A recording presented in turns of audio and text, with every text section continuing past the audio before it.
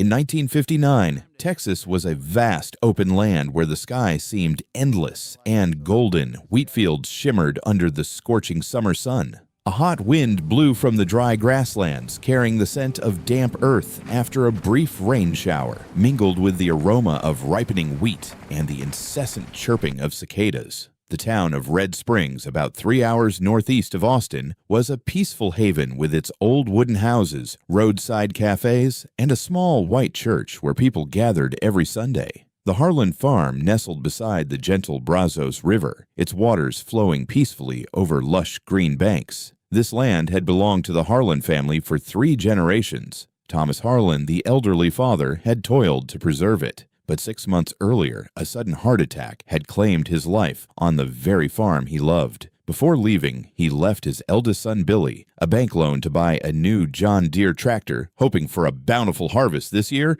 and to pay off all the debt. Billy Harlan, a 24-year-old man with a strong physique, but a face still weathered by the country wind and dust, stood on the porch of the old wooden house, sweat dripping down his forehead. He clutched his tattered straw hat tightly, his eyes red and swollen, staring at the 3 gray bank trucks and 2 local police patrol cars slowly entering the red dirt yard. Dust billowed behind the wheels.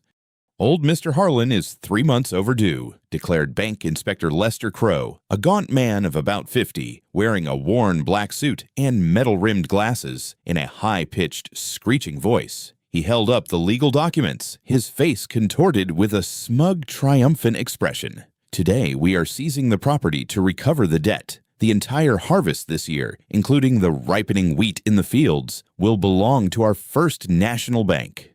Billy felt his heart tighten. He stepped onto the porch, his voice trembling but resolute. "You can't do this. This is harvest season, the wheat is ripening, and it will be ready in just a few days. If we lose the land, my mother, my 2 sisters, and I will all starve. My father is dead. Don't you have any compassion?" Lester sneered, pushing up his glasses. "The law is the law, young Harlan. The old man signed the loan agreement. Now he has to pay. Sign the document. Don't make things difficult for everyone. We have a lot of work to do."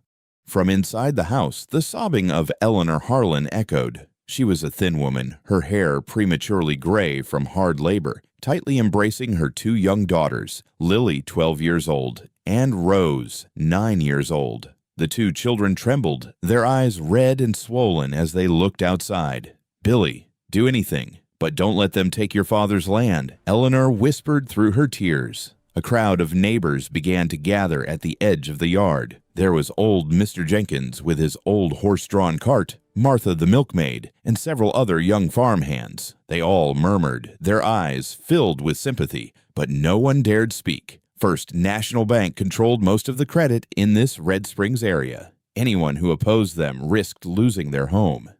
Billy knelt on the ground, his hand touching the dry, hard red earth. He remembered his father, the tall man who had always taught him, "Land is the blood, the soul of us Texans. Losing land means losing everything." Tears streamed down his face, mixing with his sweat.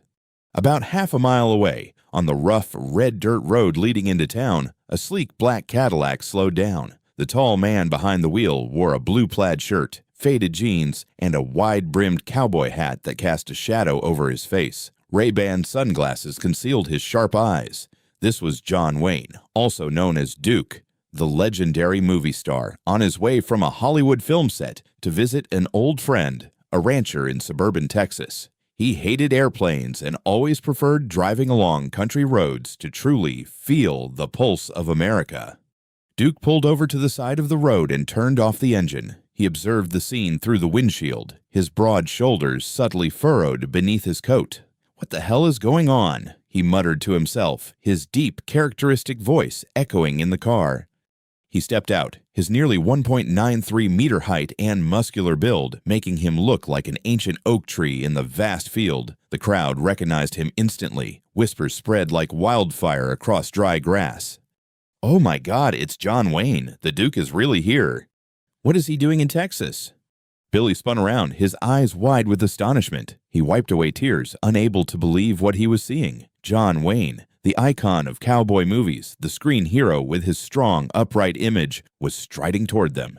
John Wayne approached the group, his footsteps steady on the red earth. He didn't speak much immediately, observing everything with his deep eyes. Lester Crow turned pale, but tried to maintain a firm demeanor. "Mr. Wayne, this is bank business. It has nothing to do with a movie star like you." Duke raised his head, his deep yet powerful voice echoing in the tense atmosphere. "I'm not a star here, sir. I'm just a Texan witnessing an injustice. What's happening to this boy and his land?" Billy stammered out his story, his voice choked with emotion. He spoke of his father, the loan, the unfinished harvest, and his family's despair. John Wayne listened intently, without interrupting. He gazed out at the golden wheat fields, the heavy ears of wheat bowing in the sun, as if begging for human hands.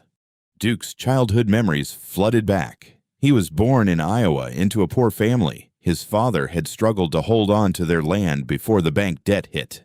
Land isn't for stealing, Duke thought to himself. He quietly took an old leather wallet from his back pocket and pulled out a blank check. "How much is the debt?" he asked Lester, his voice calm but leaving no room for argument. Lester hesitated, glancing at his colleague. "Over $14,000, plus penalty interest and foreclosure fees. But, sir—" Duke didn't wait for him to finish. He wrote the check right there on the truck's hood, his hand strong, signing it John Wayne with his famous signature. He tore the check and handed it to Lester. "Pay off the debt completely. Transfer ownership back to the Harlan family today. And don't let me see you come back here for any other reason." The crowd held its breath. Lester gasped, his hands trembling as he held the check. "But, Mr. Wayne, this is a lot of money." "To me, it's just a small fraction. But to them, it's the whole world," Duke replied, his voice low. "I don't like seeing people steal farmers' land right in the middle of the harvest. That's not how we Texans treat each other." Billy fell to his knees, tears streaming down his face. "Mr. Wayne, why did you do this? I don't know how to repay you." Duke stepped forward, placing his large, rough hand on Billy's shoulder, gently but firmly pulling him to his feet. "Young man, stand up straight. A Texan doesn't kneel before adversity. The land is your blood and flesh. Now go harvest the grain, don't let it go to waste." Eleanor ran out of the house, embracing Duke without thinking. "Thank you. God bless you." Lily and Rose ran up, their eyes wide with wonder at the legendary giant. The news spread like wildfire across the prairie. Within an hour, more than 24 neighboring farmers had arrived at Harlan Farm with hoes, shovels, sickles, and beaming smiles. John Wayne didn't leave. He took off his coat, rolled up his shirt sleeves, grabbed a sickle, and joined the harvest. "I've never harvested rice by hand since I was a kid in Iowa," Duke laughed, his voice booming across the field. "But today I remember. Get to work. The rice is ripe. Don't keep it waiting." The sun rose high, the heat pouring down, but the air was full of energy. Billy ran alongside Duke, teaching him how to wield a sickle properly and how to tie a bundle of rice securely. The two men chatted incessantly amidst the sound of sickles and boisterous laughter. Billy spoke about his father. "My father was a tough man, but he always taught us kindness. He helped our neighbors during a storm, even though our own family was struggling." Duke nodded, sharing his real-life stories off-screen, the loneliness after his divorce, the pressures of Hollywood, and how he always tried to live up to the image of an upright cowboy. Eleanor brought out the cool lemonade in the fields. Lily and Rose ran around Duke, calling him Giant Uncle Duke. Duke lifted Rose onto his high shoulders, laughing loudly. "Little girl, when you grow up, I'll teach you to ride a horse and shoot a gun like in my movies. But remember, guns are for self-defense, not for scaring people." By afternoon, Duke ordered his driver to call for more machinery from the nearest town. 2 old combine harvesters appeared at dusk, their headlights shining brightly across the field. Everyone worked through the night, the roar of the machines mingling with the sounds of Texas folk songs. But the darkness wouldn't let up. Lester Crow, in a fit of rage, had called Victor Slade, the local tycoon who wanted to acquire the land to build a large industrial farm. Victor was a fat, greedy man with a complex network of connections.